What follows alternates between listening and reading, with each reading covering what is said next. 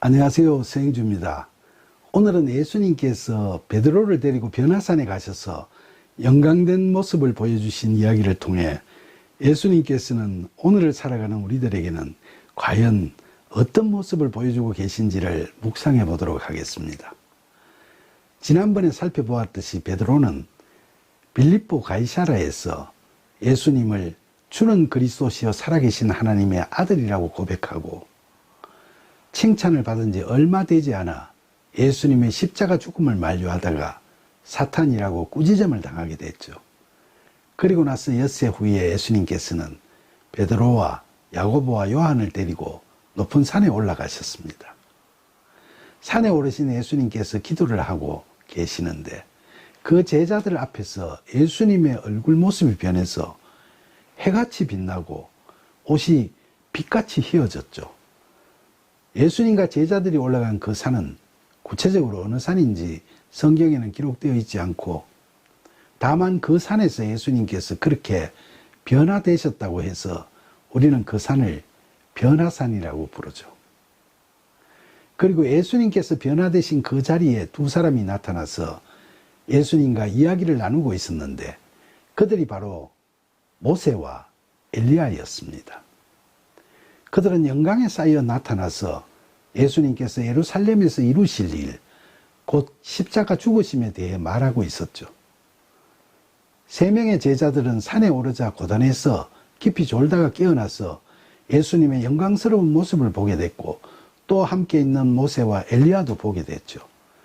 영광스러운 그 광경을 바라보면서 베드로가 감동받고 감격해서 예수님께 주여 우리가 여기 있는 것이 좋사오니 우리가 초막 셋을 짓되 하나는 주를 위하여 하나는 모세를 위하여 하나는 엘리야를 위하여 짓겠습니다 라고 약속을 하기도 했습니다. 그 말을 할 즈음에 구름이 몰려와서 그들을 덮었는데 그 구름 속으로 들어갈 때 그들은 겁에 질려 두려워했죠. 그때 그 구름 속에서 이는 내가 사랑하는 아들이요 내가 기뻐하는 자니 너희는 그의 말을 들으라 하는 소리가 들렸는데 제자들은 그 소리를 듣고 다들 엎드려 두려움에 들들 떨게 됐습니다. 그때 놀라고 두려워하는 제자들 앞으로 예수님께서 오셔서 그들에게 손을 대시며 일어나라 두려워하지 말라고 하시니까 제자들이 눈을 들어 앞을 보게 됐는데 그때 그곳에는 오직 예수님 외에는 아무도 보이지 않았죠. 그들이 산에서 내려올 때 예수님께서 제자들에게 인자가 죽은 자 가운데서 살아나기 전에는 오늘 본 것을 아무에게도 말하지 말라고 당부하십니다. 그 말씀을 들은 제자들은 죽은 자 가운데서 살아난다는 말씀이 무슨 뜻인지를 몰라 쑥덕거리다가 예수님께 메시아가 오려면 엘리야가 먼저 와야 된다는데 그건 무슨 말이죠? 하고 물었습니다. 그러자 예수님께서는 엘리야가 먼저 와서 모든 일을 회복하게 되어 있다. 그런데 엘리야가 이미 왔었는데 사람들이 알지 못하고 함부로 대우를 했다. 그리고 인자도 이와 같이 그들에게 고난을 받을 거다 라고 말씀하셨습니다. 그제서야 제자들은 예수님께서 말씀하신 엘리야가 세례 요한인 줄로 깨닫게 됐죠.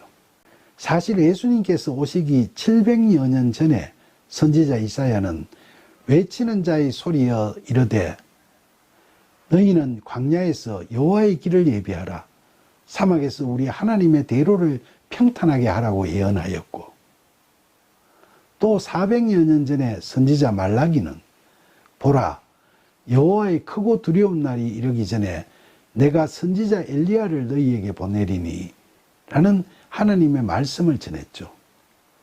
실제로 성경에 보면 세례 요한은 자신은 메시아가 아니고 다만 주의 길을 준비하고 주의 오실 길을 곧게 하기 위해서 온 자임을 선언하면서 광야에서 사역하다가 헤롯 왕에게 붙잡혀 고난을 당하고 죽었죠.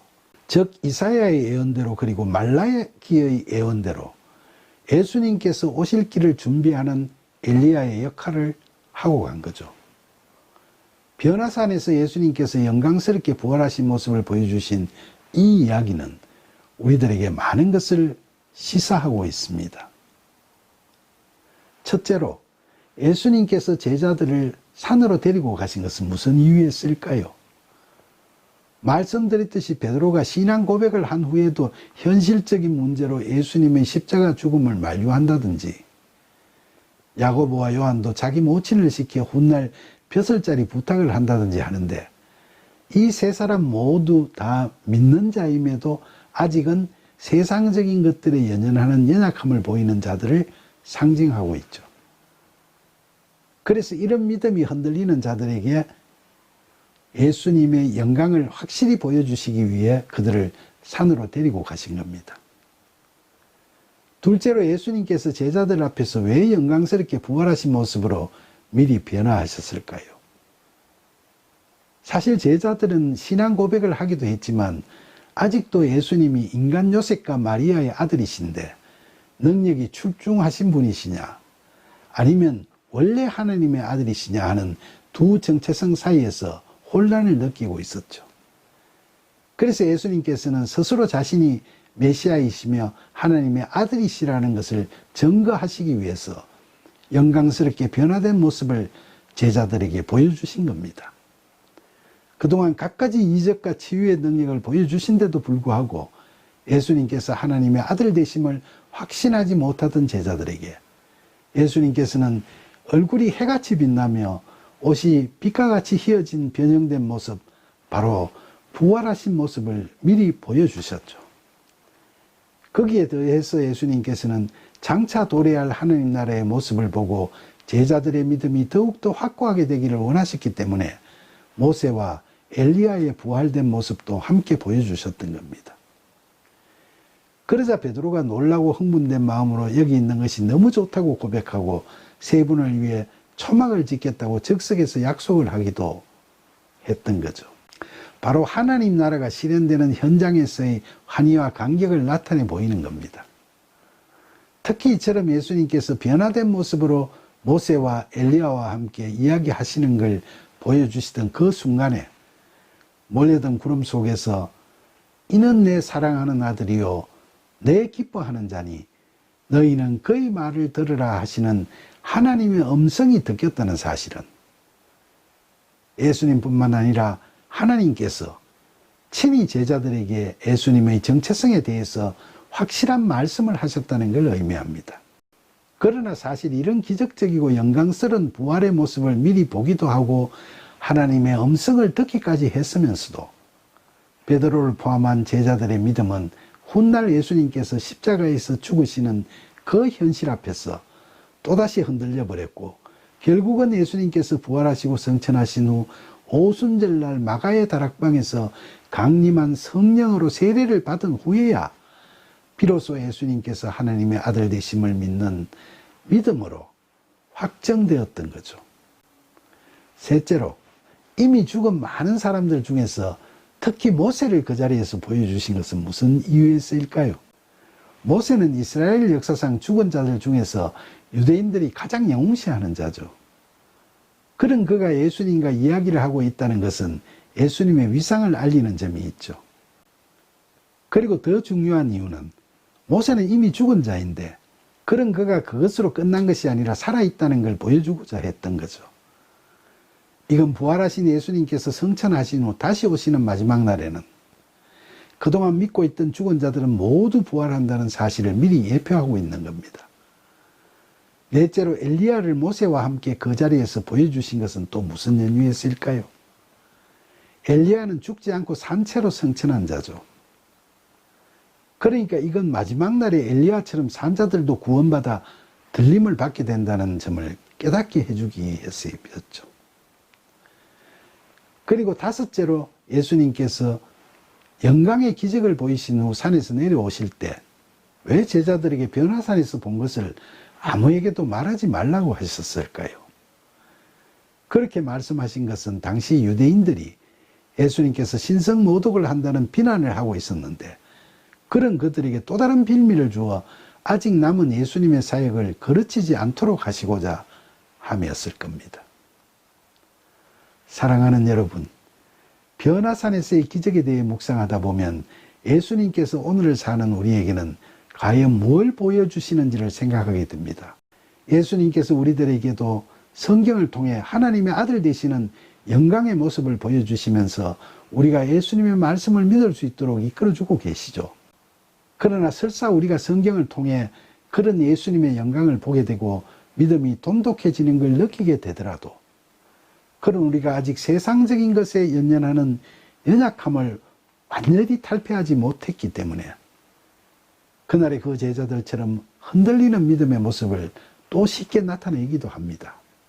그러나 그럼에도 불구하고 우리가 하나님을 바라보며 기도와 간구로 하나님의 도우심을 간절히 구하면 그 옛날 베드로를 위시한 제자들에게 오순절날 밤에 찾아주신 그 성령께서 오늘 우리에게도 똑같이 찾아오셔서 우리의 연약함을 도우시고 우리를 바른 믿음의 길로 이끌어 가실 거라고 소망하고 믿습니다. 이처럼 우리를 사랑하시는 주님의 은혜에 의한 이 소망스러운 믿음으로 말미암아 우리는 우리의 마음을 흔드는 세속적인 모든 유혹과 욕심을 훌훌 떨쳐버릴 수 있게 될 것이고 그런 세상적인 모든 것들로부터 넉넉히 이겨나가면서 마침내 자유로워질 것입니다. 이렇듯 소망하는 대로 되기 위해서는 실제로 우리의 신앙생활에 있어서 성경을 묵상할 때나 기도를 드릴 때나 항상 변화산에서 영광된 부활의 모습을 나타내 보이신 예수님을 사모하면서 그런 예수님께 가까이 다가갈 수 있도록 늘 성령의 도우심을 간구해야겠죠.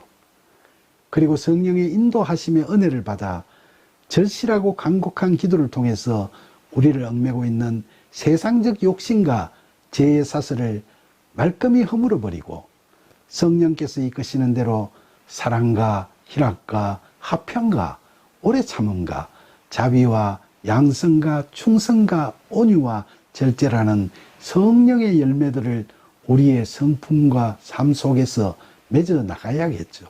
이처럼 하나님의 은혜 가운데서 예수님을 닮아가고 살아계신 예수님과 늘 함께하는 그야말로 내가 그리스도 안에 거하고 그리스도께서 내 안에 거하시는 복된 신앙의 삶을 살아가는 저와 여러분이 되기를 간절히 기원하면서 오늘도 하나님의 영광을 나타내 보여주시고 우리를 믿음으로 자유롭게 하시는 예수님의 이름으로 기도드립니다. 아멘.